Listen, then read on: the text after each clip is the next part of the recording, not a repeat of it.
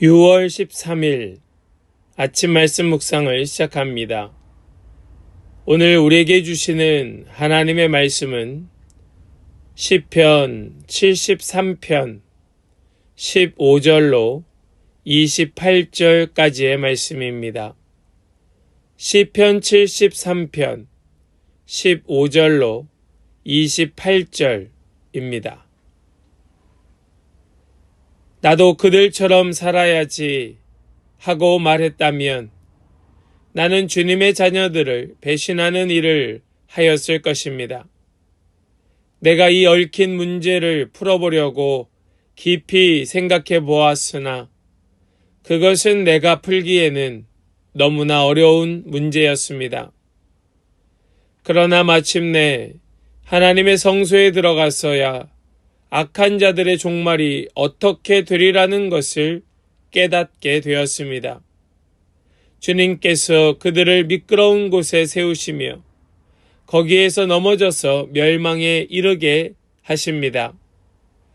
그들이 갑자기 놀라운 일을 당하고 공포에 떨면서 자취를 감추며 마침내 끝장을 맞이합니다.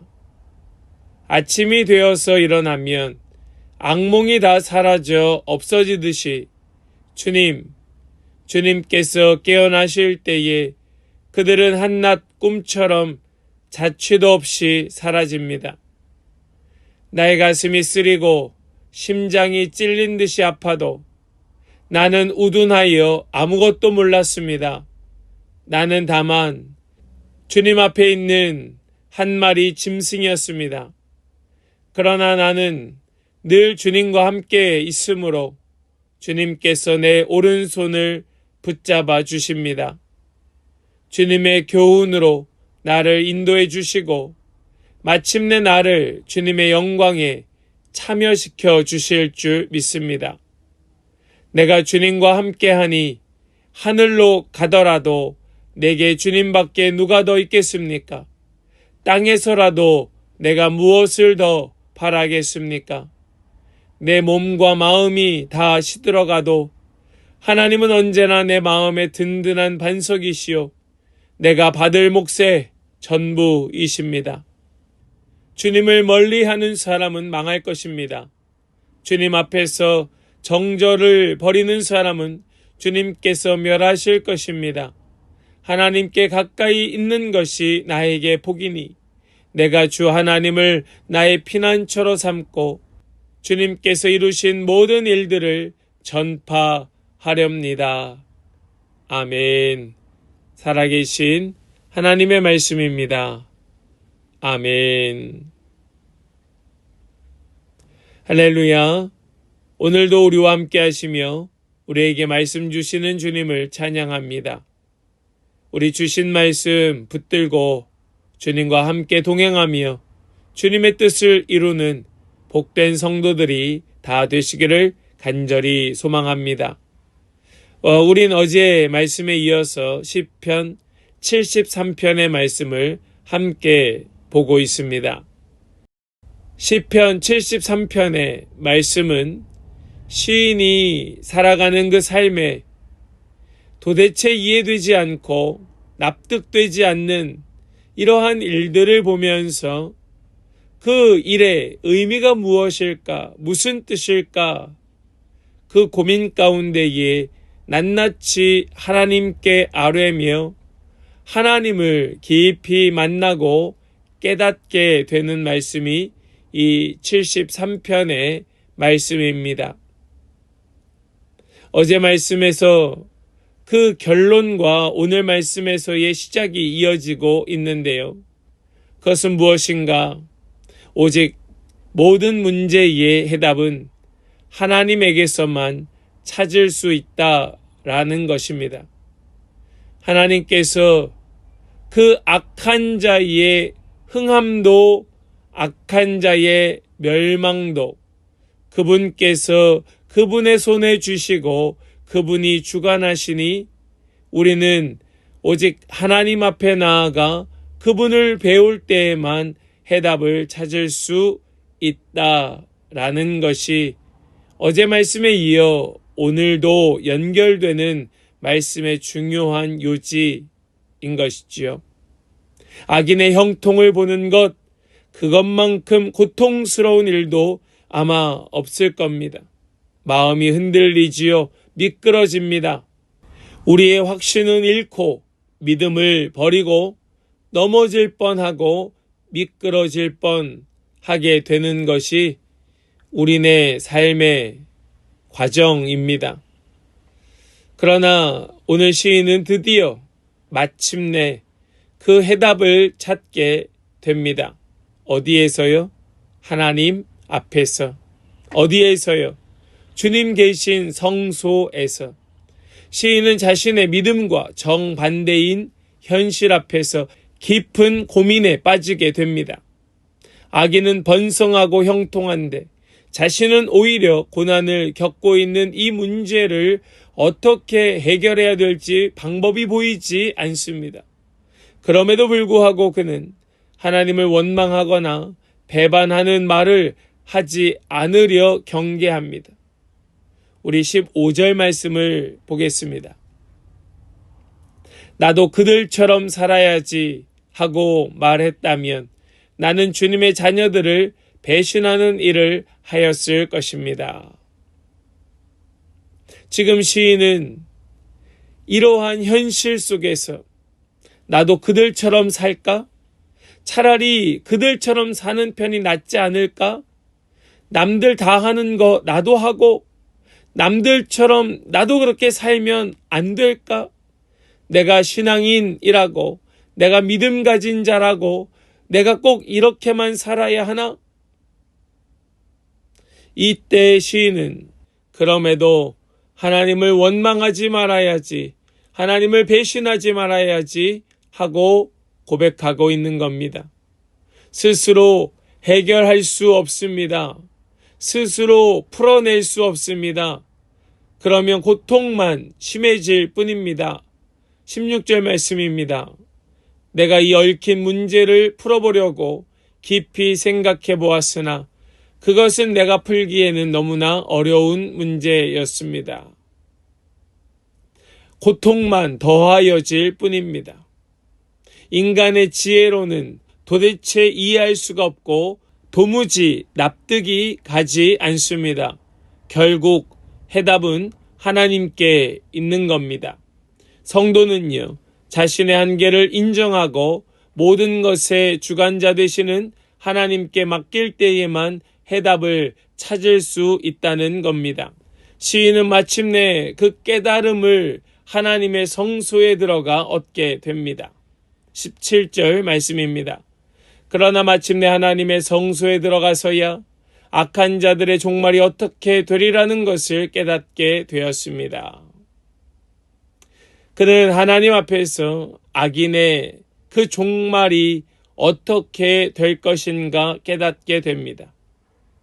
악인이 지금 당장은 형통해 보일지라도 하나님의 심판을 그는 면할 수 없습니다. 사람은 반드시 죽게 됩니다. 한 번 죽는 것은 정해진 이치고 그 후에는 심판이 있을 것이라 말씀합니다. 악인은 심판을 면할 수 없으며 그 꿈도 한순간에 사라질 것입니다. 20절 말씀을 보실까요? 아침이 되어서 일어나면 악몽이 다 사라져 없어지듯이 주님께서 깨어나실 때에 그들은 한낮 꿈처럼 자취도 없이 사라집니다. 아멘. 여러분 이 말씀을 믿으시기 바랍니다. 아침이 되면 사라지는 꿈처럼 우리 주님께서 깨어나실 때에 그들은 자취도 없이 사라지게 될 줄로 믿으시기 바랍니다. 이러한 사실을 생각할 때에 영원한 생명을 소유한 성도가 그저 이 땅에서의 약간의 흥함, 형통, 그 평안을 부러워할 이유는 전혀 없는 것이지요. 그게 그토록 부럽다면 우리는 다시 한번 점검해 보아야 될 것입니다. 과연 나는 영원한 생명을 소유한 자인가? 나는 진정한 하나님의 백성이 맞는가? 그럼에도 불구하고 이 땅의 것이 그토록 부러울까? 우린 점검해 보아야 하는 것이지요. 시인은 이제 자신의 무지함과 어리석음을 돌아보며 하나님 앞에 간절히 회개하게 됩니다. 악인의 번영을 보면서 괴로워했던 자신을 마치 한 마리의 짐승과 같다라고 고백합니다. 우리 21절과 22절의 말씀을 보겠습니다. 나의 가슴이 쓰리고 심장이 찔린 듯이 아파도 나는 우둔하여 아무것도 몰랐습니다. 나는 다만 주님 앞에 있는 한 마리 짐승이었습니다. 여러분, 우리도 마찬가지입니다. 저나 여러분이나 마찬가지입니다. 우리는 다만 주님 앞에 있는 한 마리 짐승에 불과합니다. 우리는 그토록 어리석고 우리는 그토록 무지합니다. 이 땅에서의 악인의 형통을 보면서 그것을 부러워하고 있는 우리는 그저 한 마리의 짐승과 다르지 않습니다. 하나님을 신뢰하지 못하였고 세상의 형편만을 바라보았던 우리 자신이 얼마나 어리석은가 우리도 회개해야 한다는 말씀입니다. 하나님 앞에서 자신의 부정함을 인정하는 것이 참 지혜의 시작입니다. 우리 성도는 매 순간순간 하나님의 지혜를 구해야만 합니다. 후히 주시고 꾸짖지 아니하시는 하나님께 구하여야 됩니다. 그렇게 하나님께서 주시는 지혜로 충만해지고 주님의 성령의 인도함을 받을 때에 우리는 세상을 올바르게 바라보고 바른 결정을 내릴 수 있게 되는 것이지요. 우리는 여전히 부족합니다. 우리는 여전히 연약합니다. 여전히 무지하고 여전히 형편없습니다. 그것이 사실입니다. 그럼에도 불구하고 하나님은 언제나 우리를 붙들고 계시는 줄로 믿으시기 바랍니다. 23절 말씀입니다. 그러나 나는 늘 주님과 함께 있으므로 주님께서 내 오른손을 붙잡아 주십니다. 아멘. 여러분, 이 말씀을 믿고 새기시길 축복합니다. 주님께서 내 오른손을 붙잡아 주십니다. 나는 한 마리의 짐승에 불과하지만 주님은 나와 함께 하시며 나를 붙들어 주십니다. 그것이 우리에게 가장 안전한 길이며 모든 문제의 해결책임을 믿으시기 바랍니다. 이제 시인은 하나님 외에 다른 것을 사모할 필요가 없다고 고백합니다. 우리 25절입니다. 내가 주님과 함께하니 하늘로 가더라도 내게 주님밖에 누가 더 있겠습니까? 땅에서라도 내가 무엇을 더 바라겠습니까? 아멘. 이전에는 시인이 어떻게 하였습니까? 악인의 형통을 보면서 시험 들었습니다. 악인의 형통을 보면서 악인의 평안을 보면서 마음이 흔들렸습니다. 그러나 이제는 하나님만이 자신의 큰 기쁨이요 소망이라고 고백하는 겁니다.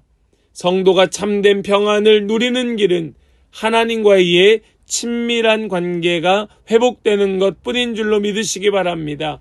우리가 주님 앞에 서서 내가 얼마나 연약하고 무지한 자인가를 깨닫는 것이 우리가 진정으로 회복되는 길인 줄을 믿습니다. 시인은 하나님과 멀어진 자들의 최후를 떠올리며 말씀의 결론을 맺습니다. 우리 27절의 말씀을 보겠습니다. 주님을 멀리하는 사람은 망할 것입니다. 주님 앞에서 정절을 버리는 사람은 주님께서 멸하실 것입니다. 아멘.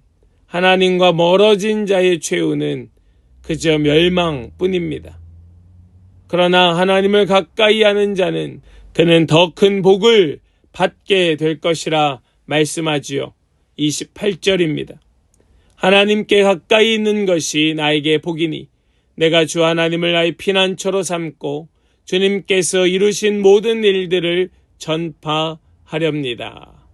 아멘. 아멘. 이 시인은 하나님을 피난처로 삼고 하나님의 모든 일을 전파하는 자가 되겠습니다. 라고 고백합니다. 왜요? 그것이 나에게 가장 큰 복임을 깨닫게 되었으니 지금 돌아가는 상황은 이해되지 않습니다. 지금 악인이 형통하는 모습을 보면서 마음이 상합니다.